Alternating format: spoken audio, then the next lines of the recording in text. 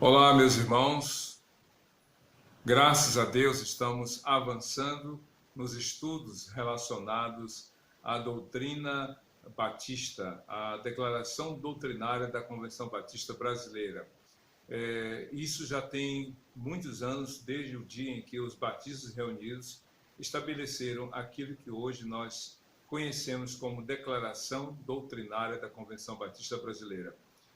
São bases, são declarações, são pontos inegociáveis, porque diz respeito à nossa fé, mas não por uma questão simplesmente denominacional, mas porque nós cremos, como batistas, que essas declarações doutrinárias, ou que essas afirmações, ou que esses pontos doutrinários estão fundamentados na palavra de Deus. Quem está com o material em mãos, quem tem a revista Impacto Realidade Batista, pode acompanhar os mais diferentes textos bíblicos que fundamentam cada afirmação da nossa declaração doutrinária. E aqueles que não têm, quando voltarmos às nossas reuniões presenciais, poderão adquirir, porque isso é muito importante. É para o estudo, é para o aprendizado, é para a leitura, releitura e até mesmo compartilhar com outras pessoas que, porventura, tenham dúvidas e questões relacionadas aos temas que nós abordamos nesses estudos e que estão na revista. De um lado, a revista, na outra, ou melhor, numa mão a revista, na outra mão a Bíblia. Porque não é o que está na revista, mas o que está na Bíblia. O que está na revista é reflexo, é apenas resultado do estudo cuidadoso da palavra de Deus, assim como nós aprendemos durante os estudos da história dos batistas, que o movimento batista surgiu em função do estudo da palavra de Deus. Então, tudo começa, tudo converge e tudo se fundamenta na palavra do Senhor. E dando sequência ao nosso estudo, vamos ver hoje mais um tema importante para o nosso aprendizado, o que vamos aprender a respeito da nossa salvação. E é muito importante esse tema. A salvação em Cristo, meus queridos, é algo assim, é a coluna vertebral da doutrina batista. Tudo tem a ver com a salvação. Tudo aponta para a salvação. Tudo está relacionado com a salvação.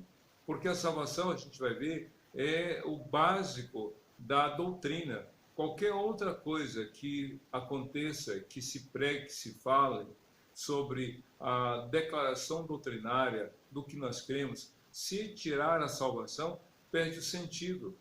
Não, a igreja não é um clube, a igreja não é uma associação, a igreja não está para divertir o mundo, para entreter ou para substituir o Estado na assistência aos mais necessitados e ao povo em geral. A igreja é a agência do reino de Deus e o que ela deve pregar é aquilo que Cristo pregou: arrependei-vos, porque vos é chegado o reino dos céus. Então, a gente vai estudar hoje sobre algumas questões importantes. E uma delas é que a salvação é outorgada, ou seja, ela é dada por Deus, por sua graça, através do arrependimento e fé exclusiva no Senhor Jesus. Ou seja, a salvação não se adquire por esforço, por mérito, por alguma atividade que a pessoa realize. A salvação é um presente, é um dom. A palavra dom nesse texto é doreon, ou doré, que é um presente, uma dádiva. Ninguém é salvo por qualquer esforço pessoal. Lembra do filho, aquele jovem rico, que disse: Senhor, o que farei para herdar a vida eterna? Ou seja, ele havia conquistado muitas coisas na vida por esforço, por recurso. A salvação não. A salvação é pela fé em Jesus. Então ela é um presente de Deus, dada a todas as pessoas. Porém, ela é manifestação da própria graça de Deus. Ela é um presente porque Deus graciosamente nos ama. E isso está lá posto em Efésios 2, de 8 a 10. Pela graça vocês são salvos. E isto não vem das obras, é pela fé, mediante a fé em Cristo Jesus. Então, porém, a gente vai ver mais adiante que a salvação vem por arrependimento. Sem arrependimento e sem fé em Cristo, não tem como a pessoa ser salva. Ela precisa se arrepender dos seus pecados, ela precisa declarar sua fé em Jesus. E isso é obra da ação do Espírito Santo em seu coração, ela precisa se arrepender e dizer: eu creio que Jesus é o meu Senhor e o meu Salvador. Outra coisa importante sobre a salvação é que Jesus pagou o preço, o alto preço da nossa redenção. Por isso que a Bíblia muitas vezes chama Jesus de Redentor. O que é o Redentor? Aquele que redime, aquele que paga o preço, né, para o resgate. Então Jesus pagou com o seu sangue o preço da nossa salvação. O apóstolo Pedro, na sua carta, ele escreveu 2 cartas. Em uma delas ele diz o seguinte: porque vocês foram comprados, não por valor semelhante a prata, ouro, vocês foram comprados com um alto preço, que foi o próprio sangue de Cristo, a vida dele derramada, entregue na cruz, o sangue derramado na cruz por nós. Então, a salvação custou. Ela é, escute bem, o jogo de palavras que eu vou usar. A salvação, a nossa salvação, a minha salvação, é pela graça. Isso mesmo, é pela graça. E para nós, para você e para mim, ela é de graça. Mas ela custou a vida de Jesus, entende? Ela é um presente, é pela graça. Nós não pagamos nada, ela é de graça para nós, mas ela custou a vida de Jesus. Então ela foi paga, ou melhor, a salvação custou a vida de Jesus. O inocente, o justo por nós injustos, o santo por nós pecadores, o Filho de Deus por nós inimigos de Deus. Então essa é a certeza que nós precisamos ter diante daquilo que a Bíblia fala sobre salvação. Outra coisa que a gente aprende também sobre salvação, que a salvação é individual. Isso mesmo, ela é para cada pessoa. O próprio texto citado por Jesus é muito claro. João 3,16, ele falou o seguinte: porque Deus amou o mundo de tal maneira que deu seu Filho unigênito, para que todo aquele que nele crê não pereça, mas tenha vida eterna. Ou seja, a salvação é algo que Deus nos concede em Cristo Jesus. É algo que vem de Deus, que vem em Cristo Jesus, mas ela é individual, ela é pessoal. E outra coisa, você não pode transferir a outro. A salvação é um presente, mas para todos. Porém, se é salvo, só é salvo quem crê. Se você crê, você é salvo. Mas se seu marido não crê, ele não será salvo. Se o seu esposo não crê, ele não será salvo. Se seus pais não crerem, eles não serão salvos. Se seus filhos não crerem, também não, porque a salvação é individual. E outra coisa, a salvação é completa. Por que completa? Porque ela envolve a vida da pessoa por inteiro. Tudo aquilo que diz respeito à vida da pessoa, a salvação abarca e envolve. Não quer dizer assim, meu coração é de Jesus, estou salvo, agora minha vida, meu corpo, mando eu. Não. A salvação envolve a sua vida por inteiro. Lembra da parábola do fermento que Cristo contou em Mateus capítulo 13? Ele diz: porque o reino dos céus é como uma porção de fermento que a mulher coloca na massa e leveda toda a massa. Ou seja, o fermento é pouco comparado com a massa de trigo, mas ele é suficientemente capaz de levedar toda a massa. A palavra de Deus é pequena aos olhos do mundo, mas quando a pessoa recebe em seu coração, há uma transformação por completa. Mateus fala da vida dele, como ele era um publicano que se converteu e deixou tudo por causa de Jesus. A mulher samaritana, Zaqueu e tantos outros que tiveram sua vida transformada por completo por causa de Jesus. Outra coisa que a gente entende também, que a salvação é um dom, presente, que Deus oferece a todos os homens. A gente já viu isso, mas implica em 4 coisas: redenção, justificação, santificação e glorificação. Isso mesmo. A salvação é um presente, mas essa salvação tem 4 aspectos muito importantes que temos que estudar: a redenção, a justificação, a santificação e a glorificação. Aí você pode pensar: poxa, mas não sabia que era algo assim tão detalhado, tão profundo. Mas é. E a gente vai então estudar agora exatamente esses aspectos da salvação. E o primeiro deles tem a ver com a regeneração. E o que é a regeneração? Eu falei redenção, mas é regeneração. O que é regeneração? É o ato inicial da salvação. É o novo nascimento. Então, a regeneração, se você olhar bem para o significado da palavra, literalmente, regenerar, que é um verbo, significa o quê? Gerar de novo. Então, regeneração é o processo pelo qual passa o homem, a mulher que entrega a vida a Cristo.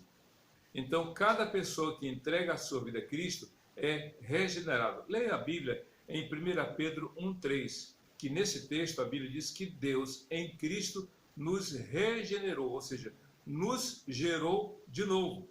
Aí você pode pensar, mas como é que é isso? João capítulo 3, dos versos 3 a 5, Cristo falou sobre um novo nascimento. Como é que é isso? Quando a pessoa se converte, ou melhor, quando um bebê nasce, ele recebe ali, ele nasce porque tem vida biológica. Então ele foi gerado. O pai, a mãe se relacionaram sexualmente e aí o espermatozoide do pai fecundou o óvulo da mãe, que virou um ovo, e ali houve o processo de multiplicação da célula.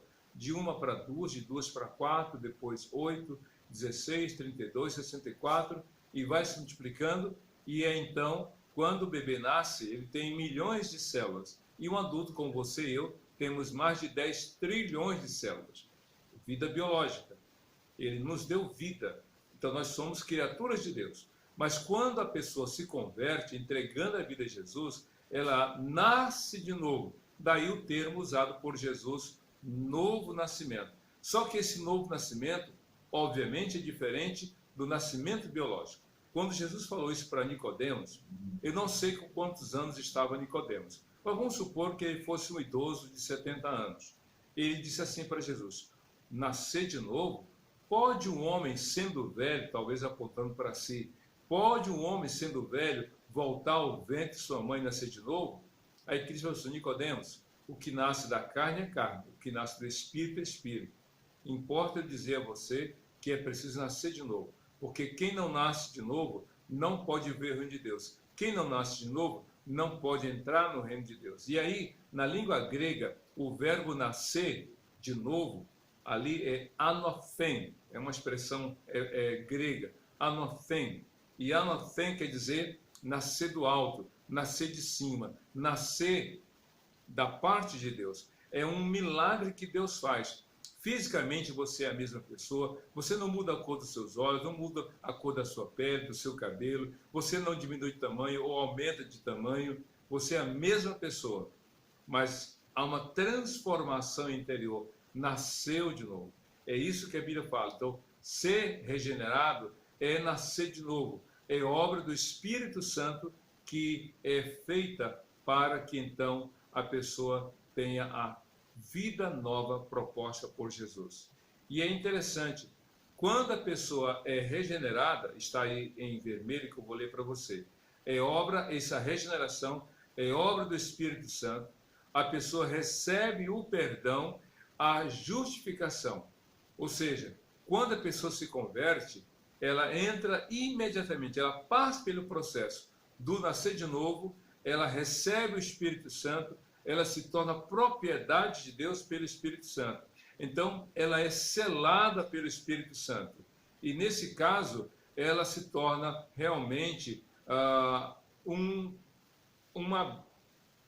tesouro, né, nas mãos de Deus. O Espírito Santo garante para ela que ela está selada e ela, então, será guardada para o dia da redenção. O que é esse dia da redenção? É o dia em que o Senhor vai nos levar para a glória dele.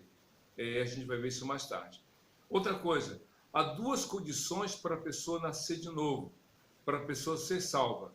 E quais são essas duas condições? Só há duas condições. O arrependimento e o crer. Exatamente. Para a pessoa ser salva, ela tem que se arrepender dos seus pecados e tem que crer em Jesus. São as únicas coisas, os únicos atos que competem ao ser humano.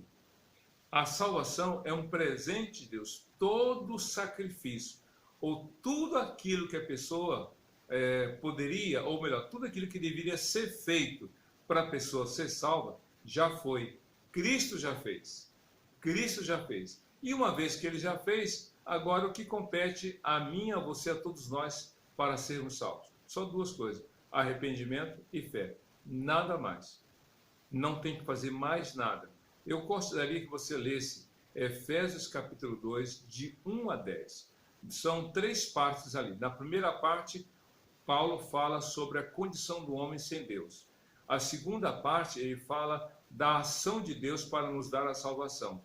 A terceira parte é o detalhamento desta obra de salvação. E a quarta parte é a consequência, é dar testemunho, é viver dando frutos, praticando boas obras como evidências realmente de uma vida transformada. Na conversão, que é a regeneração, a pessoa se torna filha de Deus, recebendo o perdão, a justiça e a paz. Ou seja, quando a pessoa se converte pela ação do Espírito Santo, ela é selada pelo Espírito Santo, ela se torna filha de Deus, e nesse momento ela recebe o perdão de Deus, ela é justificada, né, e recebe a paz. Isso é maravilhoso para todos nós. Mas vamos avançar para a gente aprender um pouco mais. A justificação. O que é a justificação? A gente está vendo aqui os 4 aspectos da salvação. O primeiro que a gente viu é a regeneração. Mas a segunda parte é a justificação. Como é que é isso? Como é que é a justificação? Vamos ler aqui algumas coisas que estão aí no nosso slide. A justificação ocorre simultaneamente com a regeneração. No momento em que a pessoa entrega a vida a Jesus, ela nasce de novo, é uma obra espiritual, mas de forma igual, não é depois, de forma simultânea, ela é justificada. Por quê? Porque ela recebeu a Cristo. Então, tudo aquilo que Deus quis que fosse necessário para a salvação dela, Deus fez em Cristo Jesus. Então, a pessoa recebe o perdão e ela é declarada justa diante de Deus. Deixe-me apresentar uma cena. Vamos pensar num tribunal, né? Num tribunal diferente, não esse tribunal que acontece no júri popular, onde você tem o promotor de um lado, que é o acusador, você tem o advogado de defesa, que protege, que quer defender, e você que é o réu. E aí você tem, do outro lado, o júri, que são aqueles que vão dar o veredito, e o juiz que vai dar a sentença, promulgando ali o veredito do júri. Vamos imaginar esse júri diante de Deus, esse julgamento diante de Deus. Vejam só, Deus está no seu trono, ele é o santo juiz, o juiz supremo, ele está lá.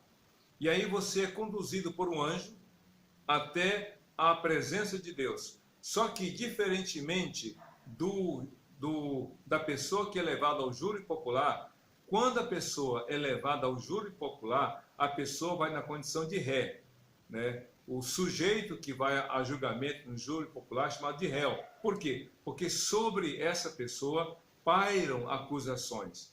Sobre a pessoa há indícios de um crime que ele tenha cometido. Então, cabe ao advogado do Estado, o promotor, melhor dizendo, ele vai querer provar para o júri de que você cometeu aquele crime e vai mostrar por A mais B, através de evidências, de provas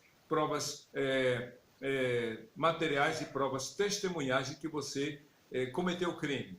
Já o advogado de defesa, ele vai querer provar por A mais B que você é inocente, que você não estava lá, que você não falou, que você não fez, que você não cometeu, e ele vai tentar, através de provas materiais e testemunhais, de que você é inocente.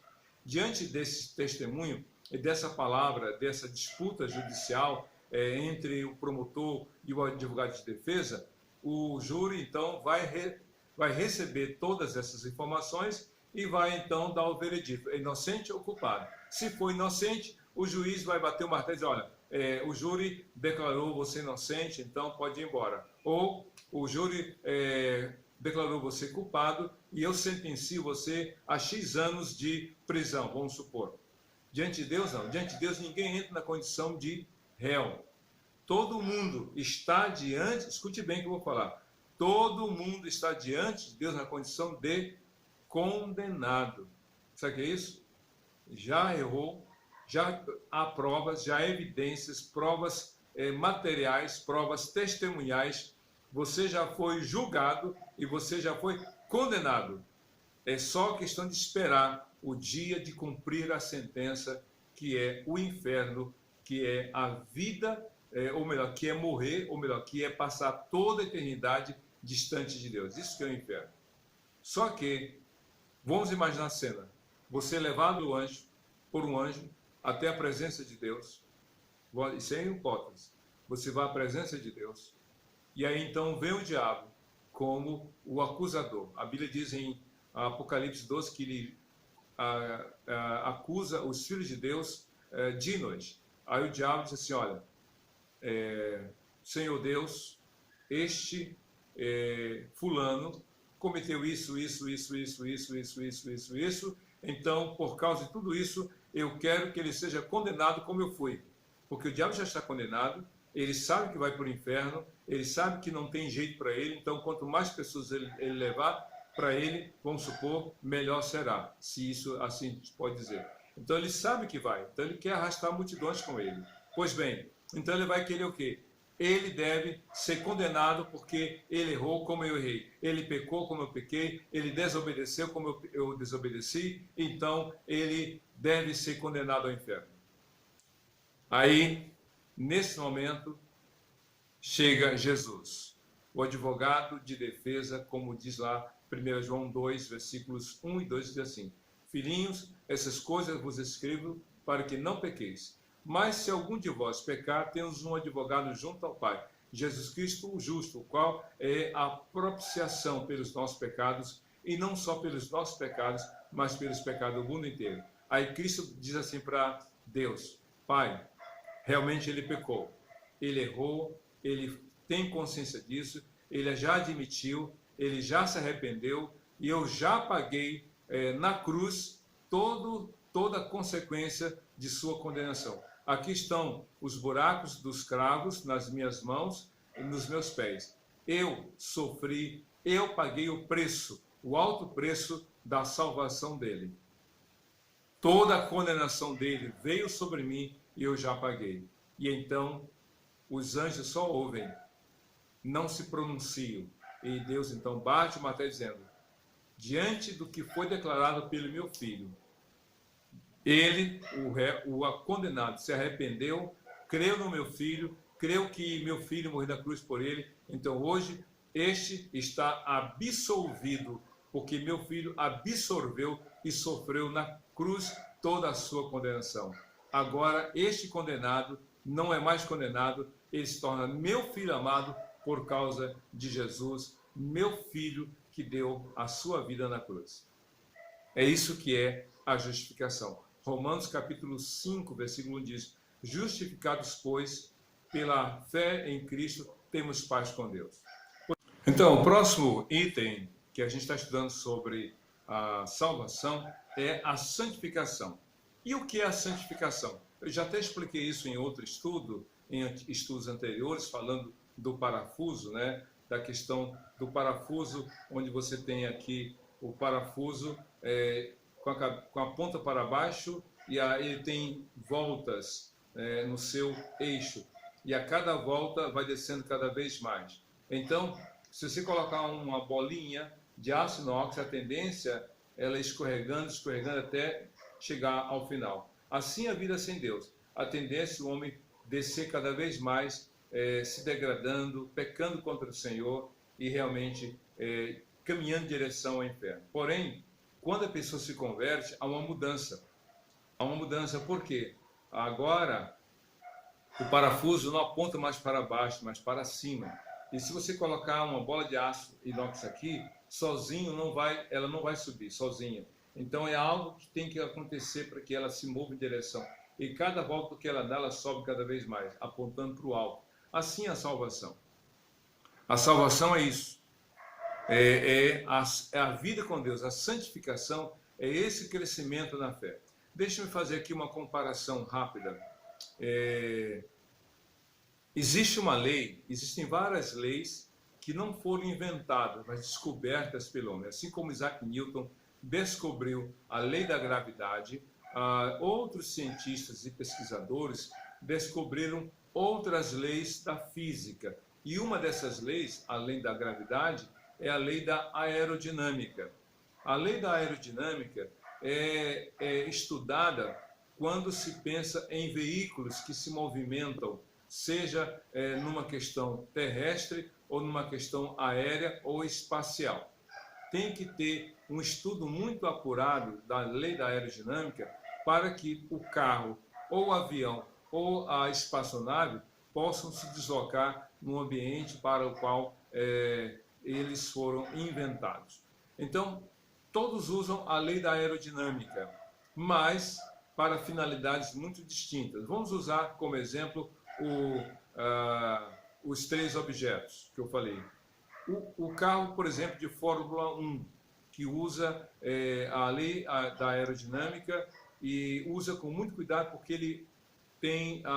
ele anda em alta velocidade, 360 km por hora em alguns casos. Pois bem, a lei da aerodinâmica é usada para que o carro fique grudado no chão, se me permite a expressão. Para quê? Para que ele possa fazer curvas em alta velocidade, mas sem derrapar. Ou que ele pegue uma reta em alta velocidade sem perder a aderência no chão. Então, nesse caso, a lei da aerodinâmica é para segurar o carro no chão. Já o avião usa a lei da aerodinâmica para poder sair do chão, para poder voar e, quando, no momento oportuno, aterrissar. Então, a lei da aerodinâmica no avião é usada para quê? Para que ele possa ter condições de voo. As asas, por exemplo, são estudadas para que haja a sustentação no ar, porque não basta o motor para tirar o avião do chão. É preciso que haja sustentação durante o voo. Por isso que as asas dos aviões são retas na parte de baixo e abauladas ou boleadas na parte de cima. Na parte de baixo, o ar passa mais lento e por cima passa mais rápido, dando sustentação. Já os foguetes e as espaçonaves usam a aerodinâmica para quê? Para que o equipamento, o foguete, vença a força gravitacional e consiga entrar em órbita. Então, vejam, a lei é uma só, mas cada um usa com uma finalidade. Assim, o que eu estou dizendo isso para você é que a palavra de Deus é uma só, mas tem gente que, infelizmente, usa a palavra de Deus contra a sua própria fé. Não crê na palavra, não confia em Deus, não se arrepende de seus pecados, faz da palavra de Deus chacota. A palavra é uma só, mas a pessoa não crê. Então, aquela palavra é usada contra a pessoa. Cristo disse, no dia do juízo final, eu não vou julgar ninguém, mas quem vai julgar é a minha palavra, porque não creram na minha palavra. Já o crente, que é aquele que crê em Jesus, então ele crê em Jesus, ele se arrependeu dos seus pecados, ele declarou sua fé em Jesus, então ele vive em direção, neste mundo, dando testemunho de sua fé no Senhor. E com certeza ele vive crendo que um dia irá para o céu. Então, a santificação é algo que decorre da salvação, da regeneração e da justificação. Você precisa crescer na fé. Por isso é que a justificação acontece por meio de quê? Da dedicação do crente. O crente que se dedica na sua vida cristã, que lê a Bíblia, que ora, que participa dos cultos, que realmente vive em comunhão com o Senhor. O cristão vive em santificação, tendo a sua vida direcionada pelo Espírito Santo, seu caráter mudado pelo poder de Jesus e direcionado pelo Espírito Santo, dando testemunho de sua fé no Senhor. É isso que é a santificação. E vamos ver a última coisa sobre a vida da salvação, a vida cristã. E o que é? É a glorificação. E o que é a glorificação? A glorificação é o ponto culminante da obra da salvação. Ou seja, quando a pessoa entregou a sua vida a Jesus, ela foi regenerada, foi justificada. E desse dia em que ela foi regenerada e justificada, ela passou a viver em santidade de vida. E quando chega o momento certo, Deus a chama para si e ela vai para a glória celestial. Então, a glorificação, portanto, é o ponto final. Eu me lembro, há muitos anos atrás, eu viajei para Teresina de avião, em 94, em 1994. Alguns de vocês talvez nem eram nascidos nessa época. E eu fui com a Paula, a gente foi para Teresina de avião, e eu me lembro que quando a gente voltou, eu falei com a Paula, vamos entrar na cabine do avião só para a gente ver como é que é? Meu pai era funcionário do aeroporto da Teresina, então eu cresci nesse ambiente, aeroporto, aviões e tal, e eu gosto muito de aviação, dos diferentes tipos de aviões e suas finalidades. Pois bem, nós entramos, saindo de Teresina, nós paramos em Brasília, só que antes de entrar de pousar em Brasília, no aeroporto de Brasília, eu fui até a cabine do avião e na época não era uma porta, era só uma cortina. Aí eu puxei a cortina e disse, comandante, posso ver um pouquinho como é que você conduz essa aeronave? Disse, claro. Estava o comandante Fernando, me lembro o nome dele, estava copiloto, e aí ele pediu para copiloto puxar duas cadeiras, que eram duas poltronas que eram embutidas, ela puxou e eu sentei de um lado, atrás do piloto, e a Paula atrás da copiloto. Daqui a pouco a copiloto saiu, foi tomar um café, alguma coisa, e eu sentei do lado dele. Falei assim, comandante, como é que funciona essa questão? Porque parece que a gente está meio parado aqui no ar, né? Aqui em cima. Parece que a gente está parado. Eu disse, olha, claro, parece que a gente está parado. A gente não pode se guiar pelo que a gente vê. A gente tem que se guiar pelos instrumentos. Sabe por que a gente está parado? Ou a gente tem a impressão que a gente está parado? É porque a gente não tem nenhum referencial do lado. Não tem referencial. Essa parte aqui, o céu está sem nuvens. Mas olha para os nossos instrumentos. Eu olhei assim vários relógios, na época não tinha a parte digital, era tudo analógica. E aí você está vendo? Nós estamos a 915 quilômetros por hora, a 10 mil metros de altitude. Estamos em voo de cruzeiro. Eu não acredito. Pois é, estamos viajando a 915 quilômetros por hora. Estamos numa altitude de 10 quilômetros, 10 mil metros. Aí, de repente, apareceu uma nuvem. E aí a gente pôde acompanhar. Aí ele falou assim, aí eu falei, mas comandante, como é que vocês seguiam? Aí disse, claro, que a gente saiu de Teresina. A gente saiu de Teresina, aí a partir de certo momento a gente passou a receber o sinal lá de Barreiras, na Bahia. A gente saiu de Teresina, a gente vai passar por Barreiras, na Bahia, e chegando no aeroporto de Brasília. Está vendo esse botãozinho aqui? O que é esse botão? Esse botão aqui diz respeito ao piloto automático.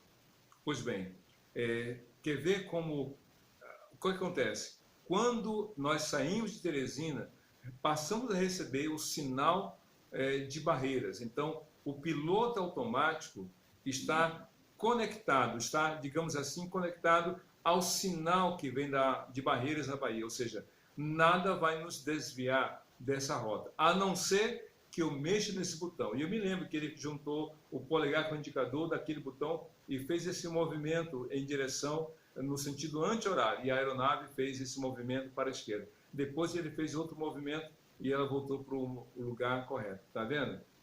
Se eu desligar o piloto automático, eu perco conexão com o sinal de Barreiras, na Bahia, e posso ir para qualquer lugar.